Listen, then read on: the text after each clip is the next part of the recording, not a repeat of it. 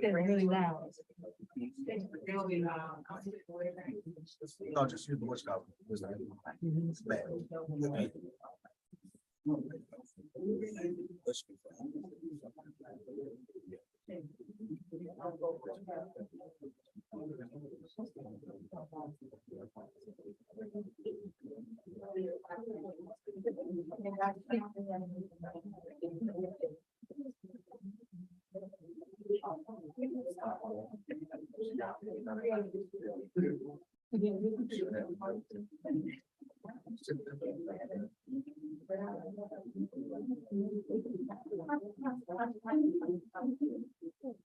Good evening, everybody.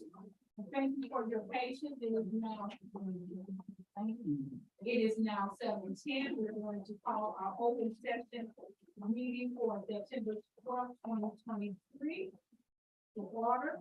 Shay, may I have roll call to establish quorum? Yes. Mr. Harsley? Ms. Tisworth? Ms. Lane? Yeah. Ms. Jackson? Here. Ms. Morrill? Here. And we have Dr. Coleman via Zoom. Yes. May I now have approval to on the agenda? I have a motion for approval of the agenda. So moved. I have a second. Thank you.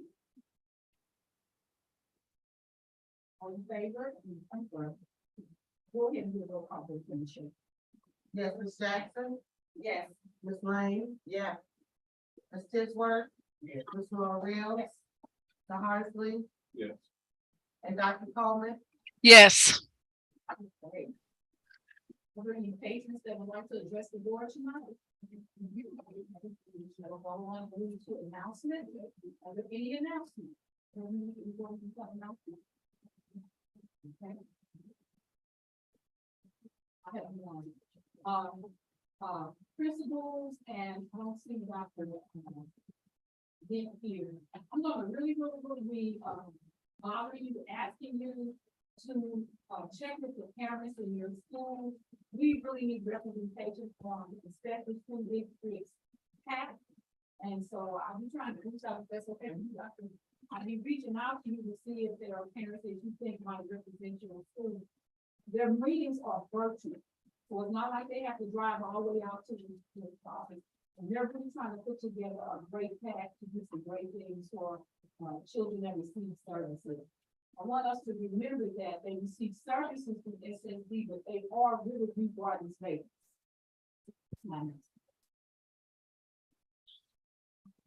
Yes. I'm going to go with good stuff and then work my way back. As you know, in one of our previous board meetings, Boeing announced the partnership.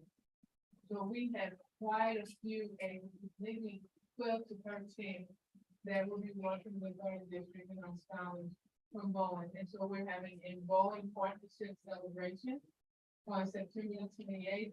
In the library media center. And it's from 6 to 8, September 28th, and the board is invited.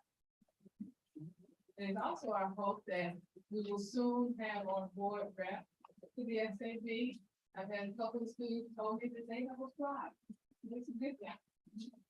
On September 21st, Mayor Diamond Tappan will host a town hall in Bell Fountain, and several members of the district leadership team have been asked to attend. And that is from 6 to 8. Also, the first weekend, Labor Day weekend, I had the great opportunity to serve as a parade marshal for Moline Acres Aware Day Parade. Now to the bad news. As you know, the high school today had a series. When I say a series of fights that took place. Multiple police cars were called in order to try to contain it. We were able at some point to get it under control. However, based upon the severity of it, tomorrow, the high school only will be on an AMI menu. This will allow the administration and staff to work together to plan on when students return. Teachers will be on site to deliver instruction virtually, but the students will log in. This is homecoming weekend. The homecoming game holds the thing. Only be open to the parents of football players and football players will be involved, as well as the coaches. Additionally, the homecoming dance as well as the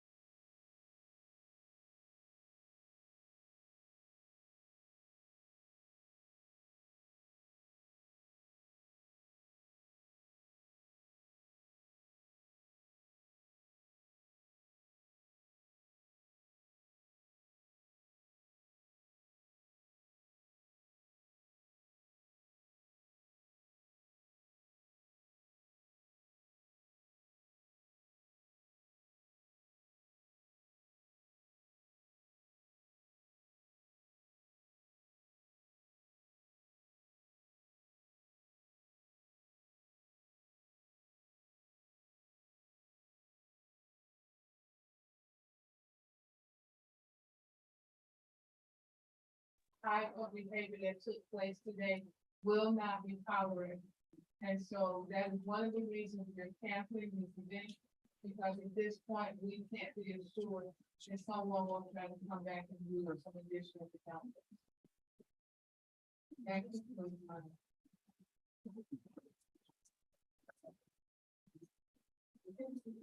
The first item up for discussion is the superintendent's search.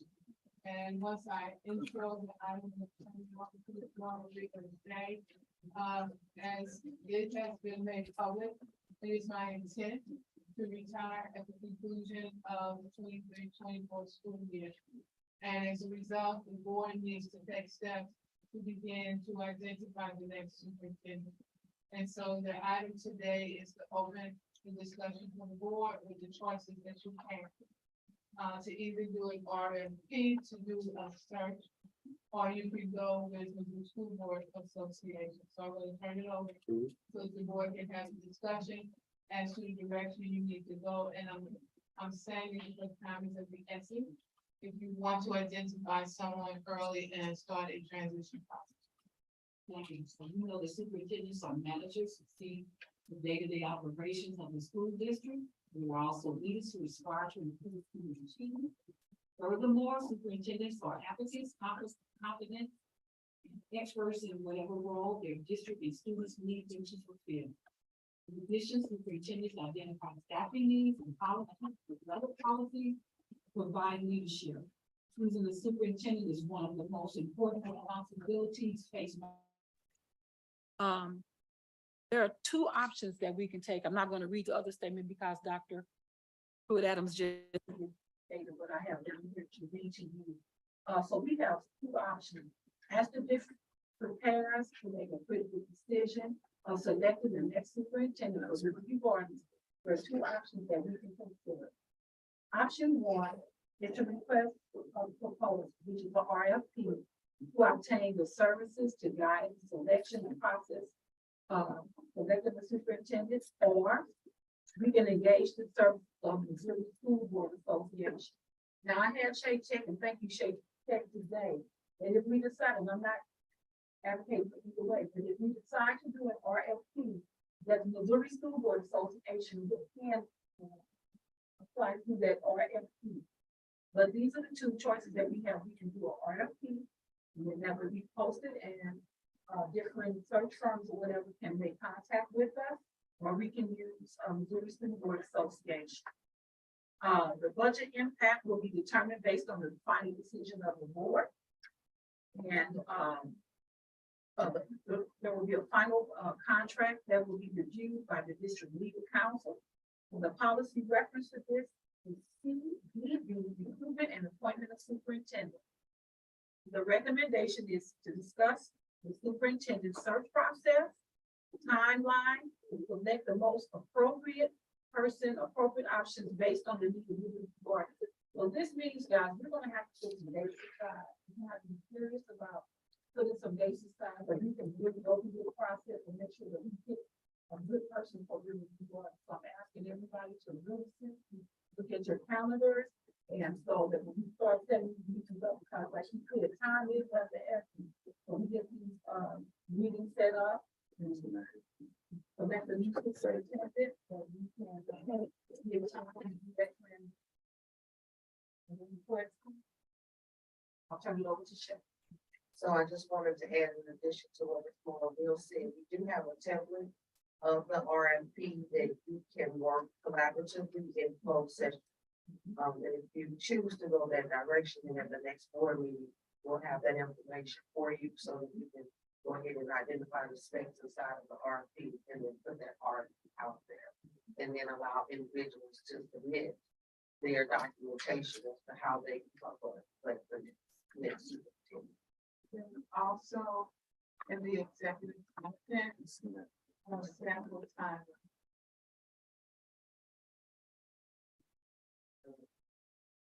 Yes, ma'am. So what did I read that you said? That's the template that you're talking about that was kind of. So, yes, so originally the template was shared as a Google Doc to begin the thought process behind it, but then we had some conversations, Dr. Pruitt Adams and I. So I second guessed myself, so I contacted legal counsel. And so the direction they gave was, if we're going to present this, to give you the options open session. If you decide you want to do an RFP, then that document that I sent you will be your working document in closed session. Please speak into the mic.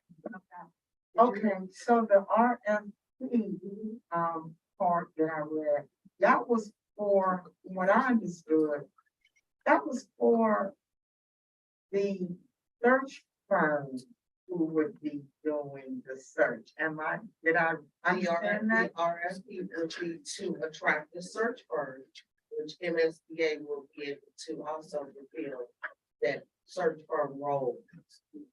So doing the RFP just opens you up to more options in terms of who you would want to conduct the search for you. There's some already like identified superintendent search firms, some legal companies that perform service. MSBA performs the service of conducting a superintendent search. That's all the RFP does. You just do a request for proposal, and then those companies would submit their proposal, and then you would identify a committee if you wanted to look at those and then present the best one or two to you to make that decision. So the RFP is for the search firm, not for the superintendent. Correct. It's not for the superintendent, it's for the search firm to conduct the search, Okay, to bring the candidates for it. and then the MSBA, if they are, we'll just say they're gonna choose them to be the search firm. We still have to pay them. That's correct. And then, 10,000. so don't we pay to be a member of the MSBA? Correct. So the So reason why why, is that not included in what our membership is? because it's a separate service. We're members with the Missouri School Board Association, but we still pay an additional cost for the policy service. That's a component. So we get a reduced cost. So I want to make sure I'm clear that the reason why we're presenting you with the two options, because we could just say, okay, SAB, let's do the RFP, but the reason why we're presenting you with the option of doing the RFP and or just going with MSBA is because we are already in an agreement with them for different services. You can avoid going through the RFP process if you want, and just go directly with MSBA. But I do want to interject. Even if you go with MSBA, some of the aspects that are in the RFP, you are still going to have to provide to MSBA. That doesn't, And then change, that doesn't change. but still specify what all you would like for them to do. And in our conversation with them today, I'm gonna say Mr. Chris was, very adamant that their services have expanded to include, the component of doing, surveys and so forth, really engage in the community. Because we've used MSBA in the past and it may not have been as, robust, that's the word, robust. And he assured me that it was very robust in terms of the services that they now provide for the superintendent search. What I read was, when you said that, it said something about whoever the search program would contact members of the community. There was a question for example, like, what are you looking for in a superintendent? That was part of the MSBA, or that's part of what we. That's a part of every search. Historically, as Shay said, when MSBA has done searches, it's not been from a recruitment aspect, it's from a pool. When you do an RFP, you have various companies buying that. Almost every company now does focus groups with staff, focus groups with administrators, interviews with school board members, and community focus groups. That's this kind of survey piece. And so even with students, and so they gather the information and then come back and they use that to tell you what the community has said, in addition to what you said, that the characteristics and skills that you want the future superintendent to hold. So they will all do that. I remember when SAU had to select a superintendent. One of the final things we did was we did form a community group who's made up of individuals from all of the municipalities that make up River Gardens. And they made it regular, and they told them some things that they wanted. And then they actually got a chance to interview those selected candidates. So it's a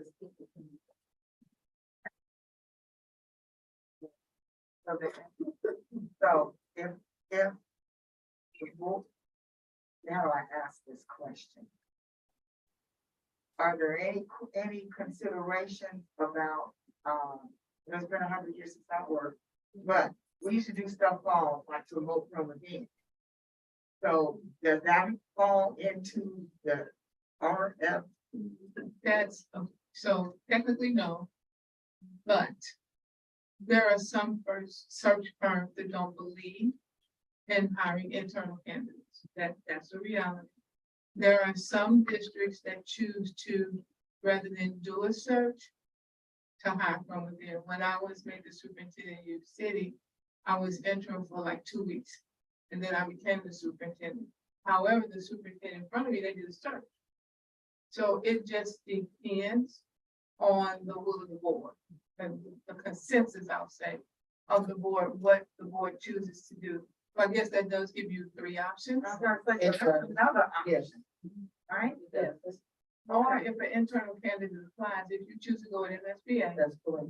And you choose to do an RFP, if an internal candidate applies, and that's who the board wants.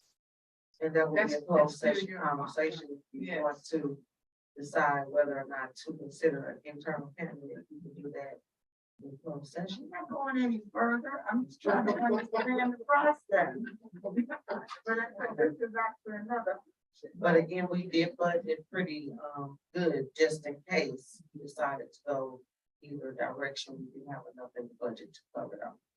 So if we do the RFP, there's some way in which we get the sense of philosophy, various certain firms. So, yes. Okay, I actually do superintendent searches, board search. And the normal process is once the board sends out their RFP with the stipulations of like the history of the district, want to start at this time, blah, blah, blah, blah, blah. That search firm has to write you the proposal.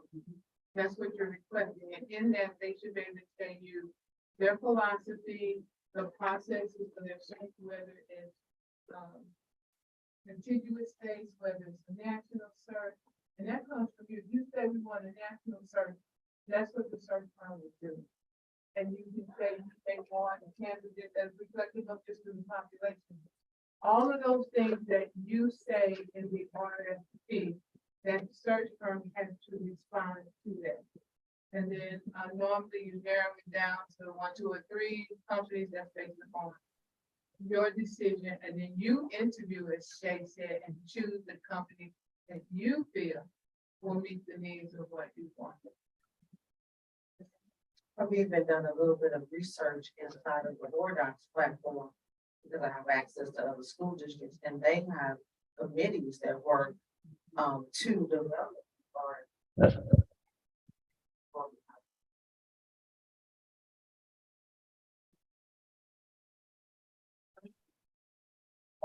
I'm talking to my, oh, I'm so sorry.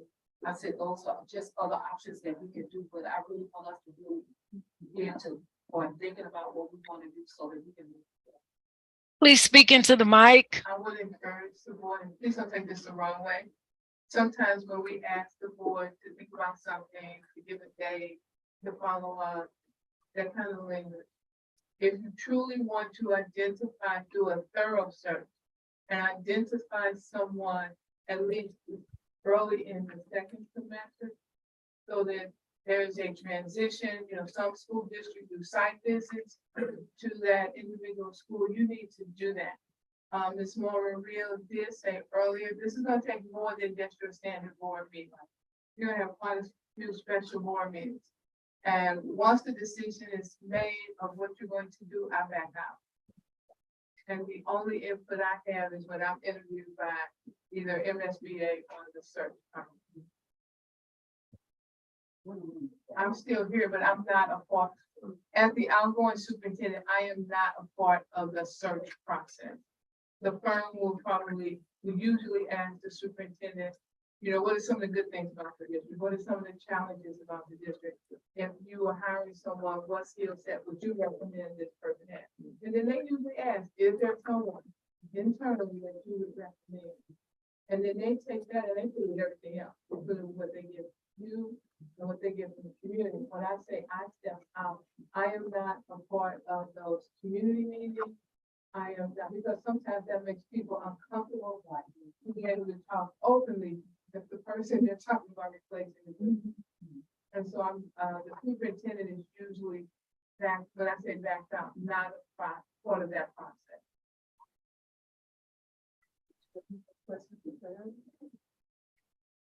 There are process by focus on and this first year process that expedites that look first. So Correct. what happened in a previous line? You heard me saying that from the internal candidate, they actually called MSBA to come in. They said they wanted an internal candidate. MSBA came in and said, this was back then, that I needed to write a plan on what I saw about the district and what I thought was a priority. I'm like, you guys had me right first night. And then they interviewed me along with MSBA. And then MSBA said, oh, okay, let's take her.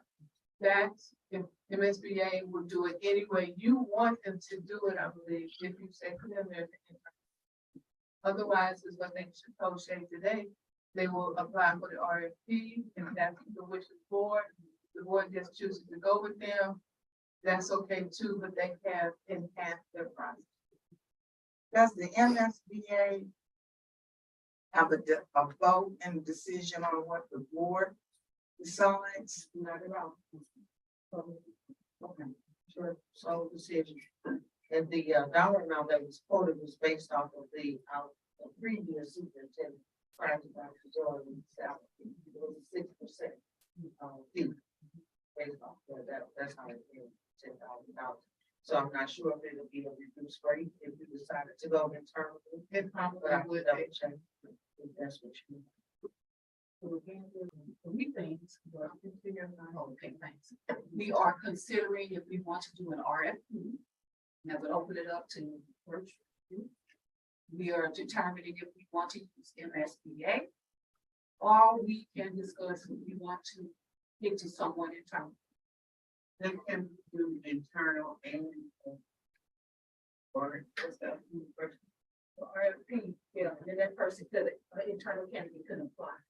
any way it goes, an internal person. Can apply. Right. But if you decide on an internal person and not do an RFP, not use MSBA, then you want to turn that additional cost. It would be more so, Dr. Doyle provides the guidance on And more so, you know, internal. right, when they do an internal candidate, a lot of times the board disappoints. And you have that authority.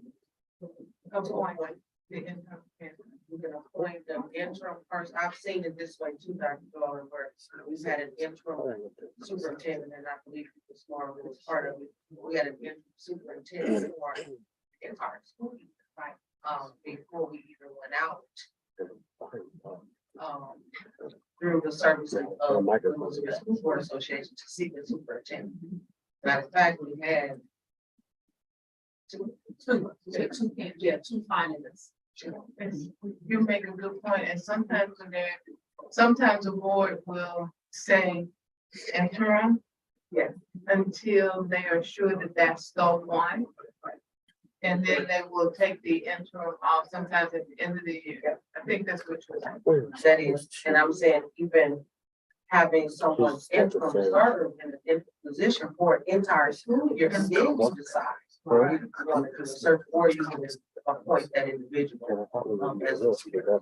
So you have multiple options, and if you decide to make a decision tonight, we'll make the adjustment on the agenda. But it's not on the agenda for approval, but you can make that decision tonight. Take some time. Especially since not. Okay, just Dr. I do have one question. Have we identified anybody that's internal that would like, want to even have a, habits? We should not discuss that at this time.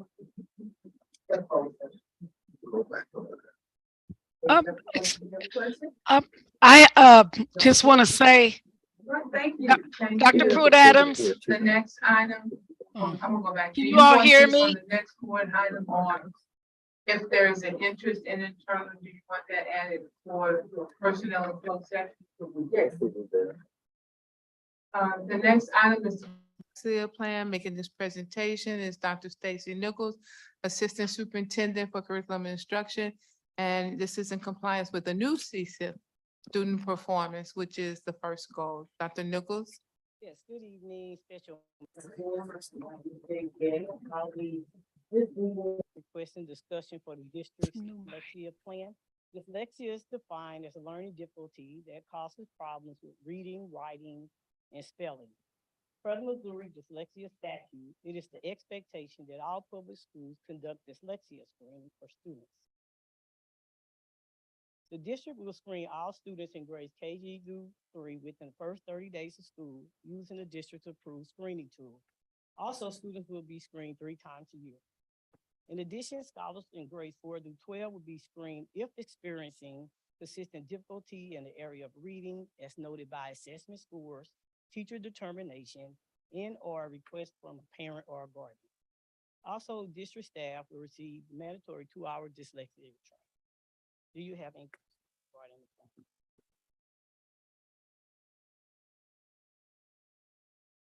Can I ask this question? It just popped in my head. So you screen for dyslexia, and let's just say a student might be borderline, not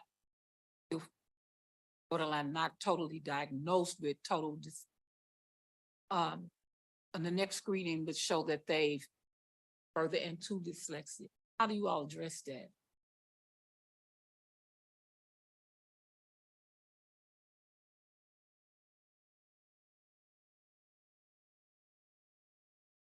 Can you, she doesn't have a mic.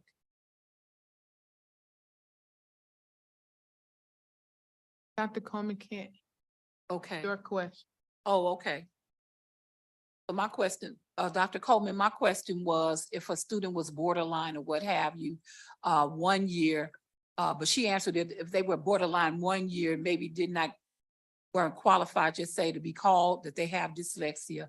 Then the next year it worsened and they do have dyslexia, and then she answered my question. You need to hear her response again. No, I was having difficulty hearing. A lot of times it's mumbled, and then I could hear like another conversation, and like I could hear Superintendent Adams, and I could hear you, but I couldn't hear the others. So some of the mics are clear and some of them aren't. It's just really been difficult to keep up. Are there? Then we'll go to the next item, which is also presented by Dr. Stacy Nichols. And it is the after-school tutoring, which also is in compliance with the new CSIPs Goal 1 student performance. Dr. Nichols?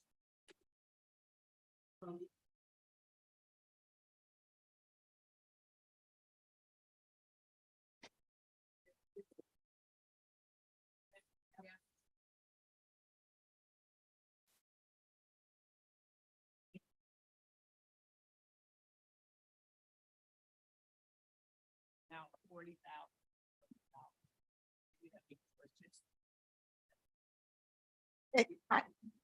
President, Nichols, Dr. Coleman couldn't hear you. Yes. Good. Yes, this evening I am requesting discussion for the after-school tutoring program.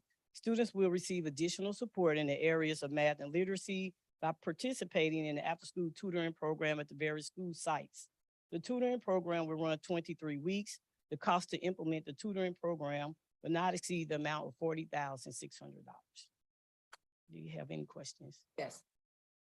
Dr. Nichols, is this the one that if you had to have 10 students, but if you have less than 10 students, then we're not gonna do it?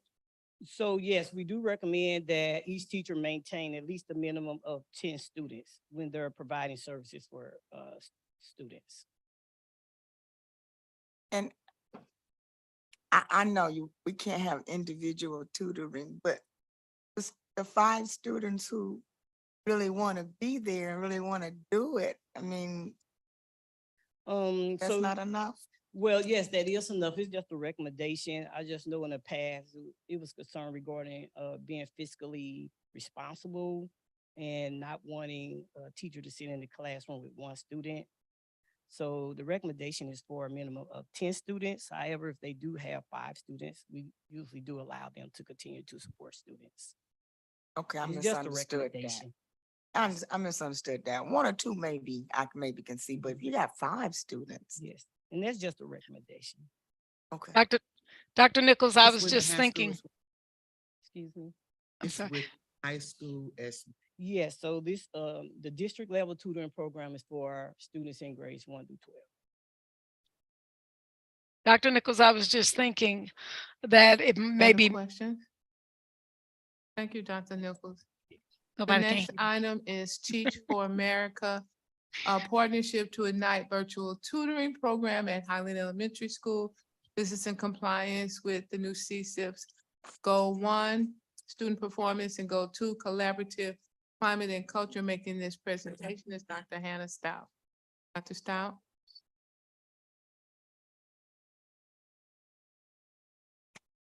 Oh,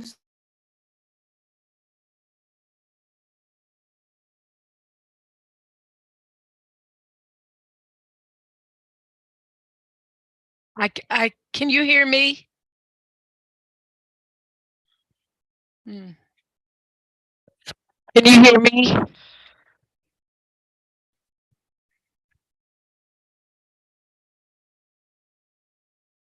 Can you hear me? I don't know what to do.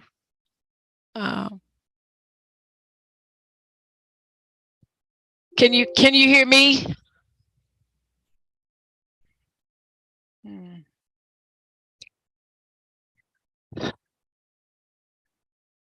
Can you hear me?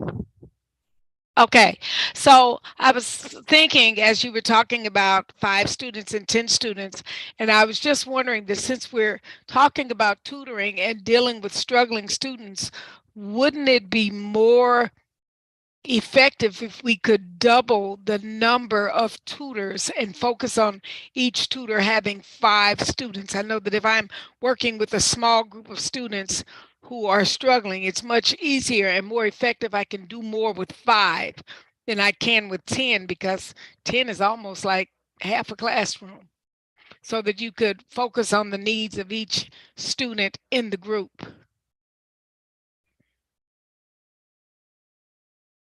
I can't hear you.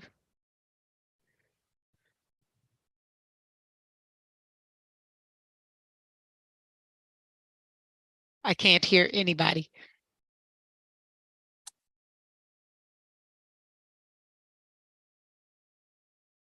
No.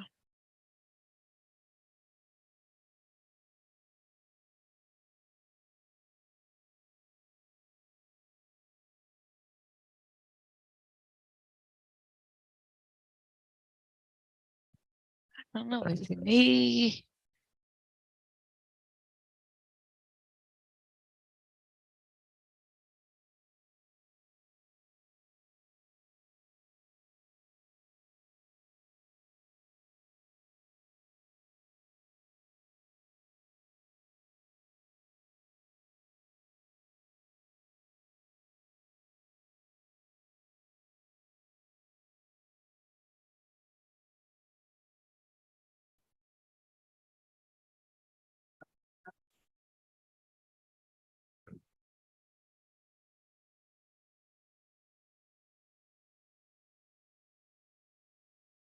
No.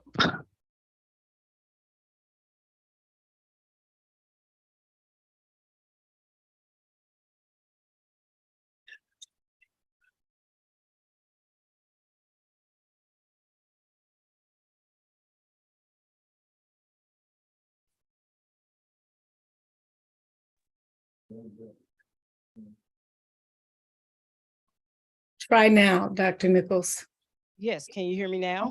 Okay, yes, okay, thank you. So Dr. Coleman, I was stating that, yes, I do agree with you. That would be more effective. That is a possibility. However, we will have to request additional funding to support additional teachers for after-school tutoring.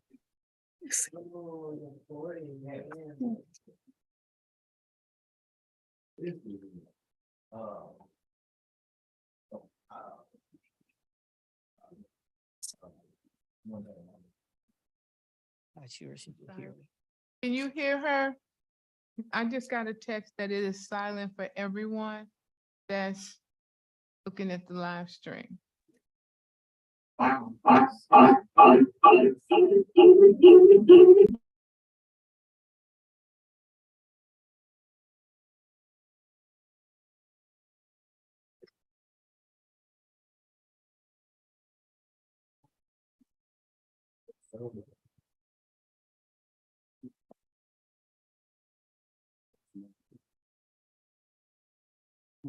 That stuff that you, yeah, would you change?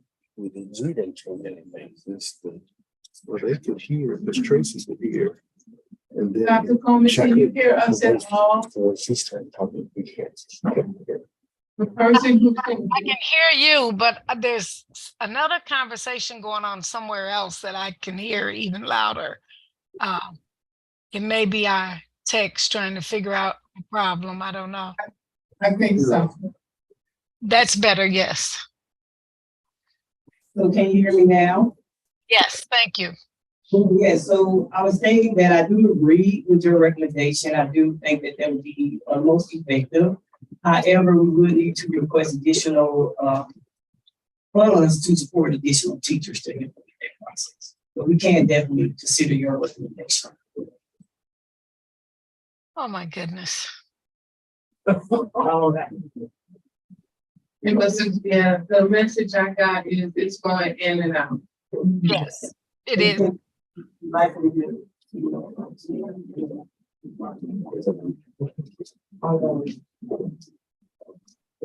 It's very mumbled now. Nothing is clear. And that's not just for Dr. Cole, that's just for Dr. Okay, let's try the next one. The teach for medical partnership, Dr. Stout.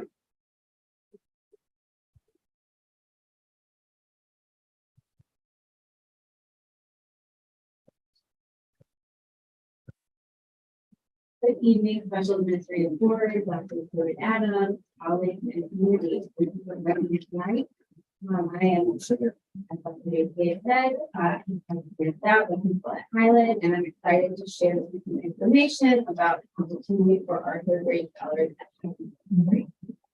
So you may have heard of Teach for America, an organization that places core members and teachers in classrooms. I remember at a recent board meeting, somebody was asking about Teach for America.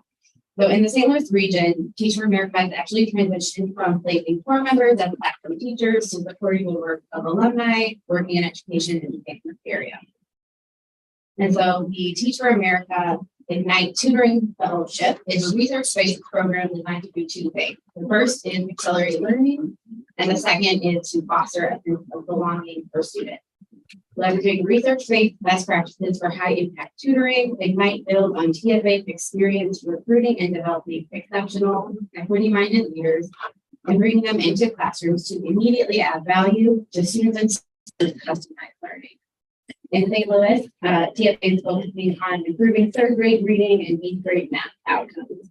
So the Ignite virtual tutoring program will support third grade reading outcomes and foster a sense of belonging in our scholars.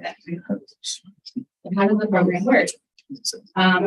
So high-performing college students will apply and they'll be selected for the program, so they are often compensated for their time.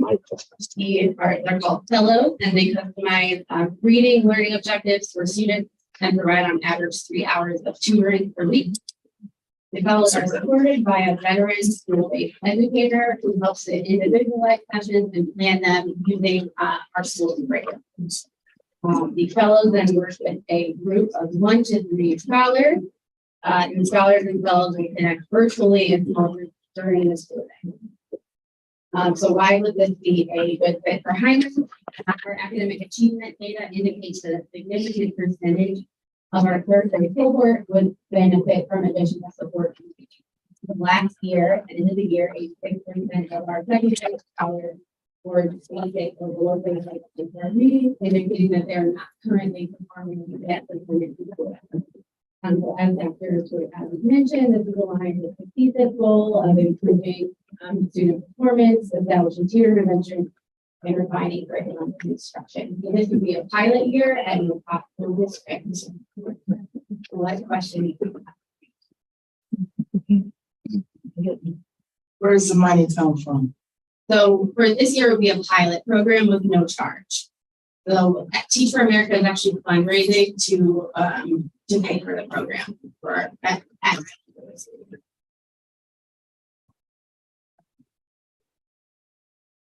we think so too. Yeah, pretty exciting. Can you tell me how students will be monitored when they are logged on? Yes, so that veteran school-based educator that I mentioned when I was presenting will actually be in the space, the physical space, the room with our scholars as they connect virtually. There will be up to 30 scholars in the space connecting with 10 to 11 fellows on their own virtual meeting with headphones and headsets. And the educator is in the room to make sure that scholars are supervised, and that any technology challenges are addressed, and that they're getting what they need. That educator also does some coaching of the fellows and supports them to implement highly effective instruction.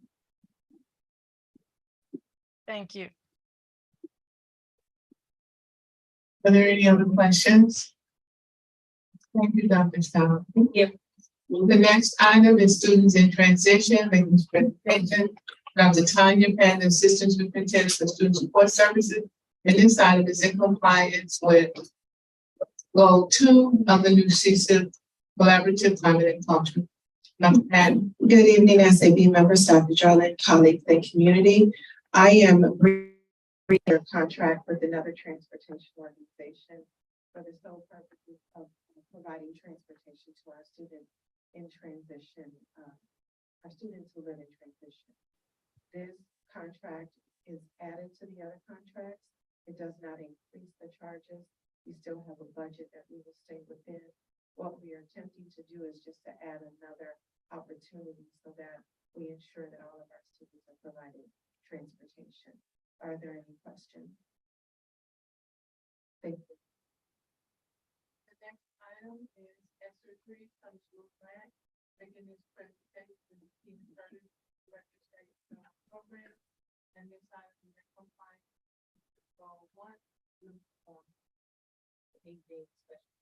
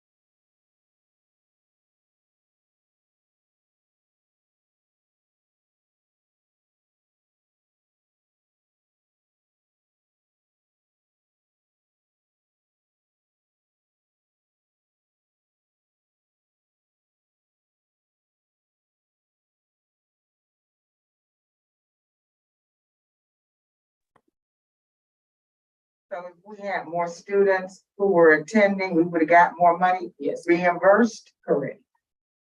Not only more students, but if we get more ADA, well, That ADA number.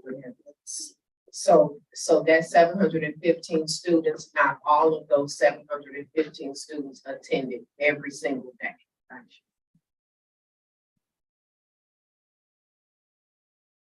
But the number of students enrolled went up.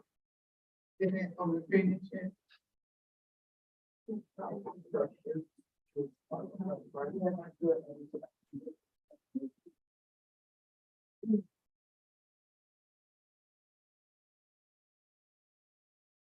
Thank you. The next item is Building Futures Design Workshop for Danforth Elementary Academy presentation. Mr. Dominic Lamar, Principal at Danforth, this item is in compliance with CC's collaborative culture requirement. Good evening, Special Administrative Board, Superintendent, colleagues, and constituents. I'm here bringing before you the Building Futures Design Workshop that we were trying to present at Danforth Elementary Academy. Building Futures will introduce Danforth students to rigorous problem-solving skills needed to design projects and to learn manual skills needed to build those projects. They will learn to use drawing tools, T-squares, triangle scales, and drawing software. To build their designs, participants will learn to properly use tape measures, saws, sanders, hammers, drills, files, and other tools, both manual and power. Through project-based learning focused on STEM goals, this program will help improve our scholars' skills in critical and analytical thinking, synthesis, investigation, applied mathematics / problem solving, discovery, creating, exploration, positive work ethics, self-esteem, and citizenship development and communication. This program will service all of the Danforth Elementary scholars from 3 to 5th grade. The program will run from October to May, 5 hours a week or 29 weeks, cost totaling $64,400. The budget source will be the ESSER funds. It is recommended that the SAB approve a partnership between Design Build Workshop Building Futures and the Riverview Garden School District in order to provide design and build classes to the students at Danforth Elementary Academy. Yes, I do have questions. Can you hear me? Thank you. The next item is. Wait. Can you? Then I can't see her. Oh, I'm sorry. Can you hear me? Yes. Yes, ma'am. I have a lot of questions in response to this Future Builders and the STEAM project. I want to know more about who are the Future Builders and where did they originate? What is their history in St. Louis and what school districts have they worked with? Do we have any testimonials from past and present clients? Yes, ma'am. Well, they started off in, I think it was like 2012. So they've been around for 11 years. They started working in St. Louis Public. They also have a couple of schools in Hazelwood School District. They are actually working on a contract, they told me, with a big contract with St. Louis Public, and they work with Confluence. I have my art teacher who will currently be working with them. She actually worked with them in the past, and she said it's a great program for the students. Well, Mr. Lenoir, the idea of elementary school students using power tools is quite concerning to me. I had a high school junior who knew how to use the tool and lost the tip of his finger. So it really makes me nervous. I wonder about, even under adult supervision, the use of power tools. I'm wondering if perhaps this curriculum, this portion of it may be too aggressive for our younger scholars. And in my opinion, go ahead. I'm sorry. They have levels of who can use tools, and the power tools, the only one they will have in our school is like a drill press, and the teacher will operate the drill press. The other tool that they use, a cutting tool, is a coping saw. I don't know if you've ever seen a coping saw, but it has really tiny teeth, and it just allows you to cut around curves. So that's the only thing. And with a coping saw, you can probably get a scratch from it. But other than that, the students won't be using tools, no major cutting tools where they can really chop off anything. Okay, because we want to protect not only our scholars, but we also want to protect ourselves. Right, yes, safety is, they are very, they go through safety processes every time they come. And like I said, the only power tool is like a drill press, and the teachers are the only ones that mess with the drill press. The students will use like a coping saw. It's just a little small, kind of U-shaped saw with really small teeth. Okay. Yeah. All right. Any other questions? Thank you. The next item is the Danforth Elementary COCA and Arts Program for 23-24. Making this presentation is Mr. Lenoir. All right, I'm back. Okay. Before you, I am introducing the COCA Arts Program. COCA's EDU School Day Residency will provide a customized multidisciplinary arts and cultural enrichment program that would engage and inspire the scholars of Danforth Elementary Academy. Our scholars will have the unique opportunity to participate in the disciplines of dance, digital media, literary arts, theater, music, and visual arts. Arts in education is pivotal to our child's development and important contributor to a student's overall success. The arts play a role in the development of the scholar's creativity, cultural awareness, motor skills, visual learning, problem solving, perseverance, and collaboration. COCA will provide 31 sessions over the course of the year. They will work with 6 classes per session. The cost per session will be $767.74, totaling equal $23,800. This program will be funded through ESSER 3 federal funds. It is the recommendation that the SAD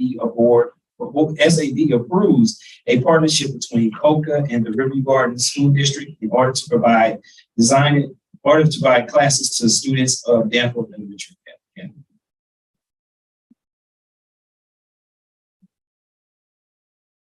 I don't have any questions, but I want to be transparent and say that I had a cousin that actually did something like this early when COCA first started it some years ago. She is now a dance instructor in New York. One of the things that was great about this is while she was in grade school and she was taking all of this, and when the opportunities opened up at COCA for them to do things at COCA, it was at a really, really, really reduced cost for her mom. She's now in New York. Birthday on Broadway, so. And that's the hope that we tap into the talents of our scholars. And we have so many scholars that are so talented, but we just don't know what talents they have. So with these type of opportunities, we're tapping into those talents to really increase our student attendance and success. Any other questions? Thank you. The next item is Webmaster Services. This item we're bringing back. Making this presentation is Mr. Ishmael Sistrom, Executive Director of Communications. This item is in compliance with CSIP's Goal 2, Collaborative Permanent Closure. Good evening, Special Administrative Board, Dr. Pruitt Adams, colleagues and community. Bringing forth to you today a petition for services from Tim Hickey of 1601 Technologies. It may sound familiar. We brought this item on August 8th, and there was a request from the board to formalize a contract. Mr. Hickey has worked with the district website for many years, but did not have a formal contract on site. So he submitted a contract. We submitted that to our attorneys. They sent back a revised version, and that is the version that you see here. And so Mr. Hickey would help with training for the website and also with posting to the district website. This contract is in the amount not to exceed $16,000. That's billed at $40 a month or $40 per hour at 40 hours per month. Are there any questions? Thank you.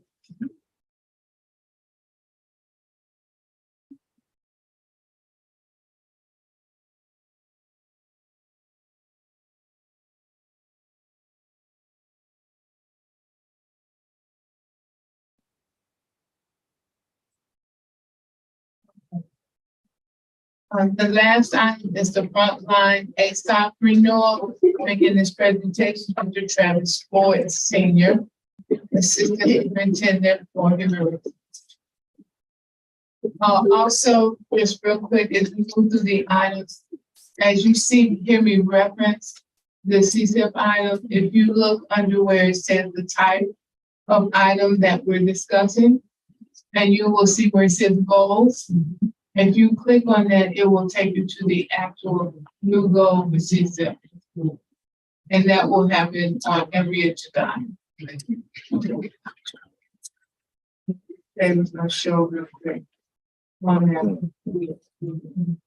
Sure. But you just click on it. Bring more, take more. No. Right there. They can see that you're talking about the audience. Okay.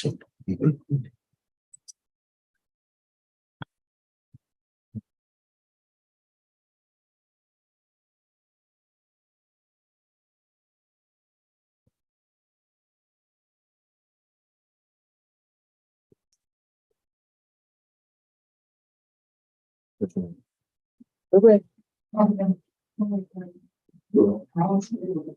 Good evening, Special Administrative Board, Dr. Wood Adams, colleagues and community. Today I have the frontline ASOP renewal in front of you today. Frontline ASOP is our absence management software system that we use to manage our district staff. It records our substitute teacher data, and it also features the substitute caller. When a teacher is absent, this system, and they put in their absence, and the system calls out to start finding the substitutes for them. The district is currently using Frontline ASOP for the absence management system, but the policy is up for renewal.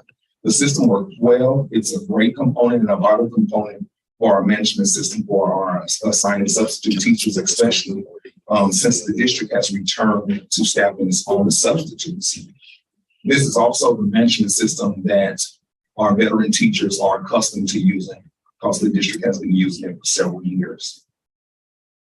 ESS financed the renewal of the Frontline ASOP system while we were using that company for the last 3 years for our substitute staffing. But now that we no longer use ESS for the substitute staffing, we are responsible for the renewal cost. This cost is budgeted and it is coming out of GLP for a cost not to exceed $17,169. It is recommended that the Special Administrative Board approve the proposal for the ASOP frontline system to maintain the absence management system for a cost not to exceed $17,169. Are there any questions? Thank you. That concludes the items for discussion. Thank you. We will now move to the approval of the consent agenda. This is all the consent agenda items. I have a motion to approve the consent agenda. May I have a second? Thank you. All in favor? Aye. Aye, okay. We will now move to items for action. Item number 1 is Bell Master Services. I have a motion to approve Bell Master Services. So you have a second? I don't know what's going on. All in favor? Aye. Aye. We will now move to Frontline ASOP renewal. May I have a motion? So moved. May I have a second? All in favor? Aye. This time we can entertain a motion to adjourn. May I have a motion? So moved. May I have a second? Thank you. All in favor? Aye. Aye. You are adjourned.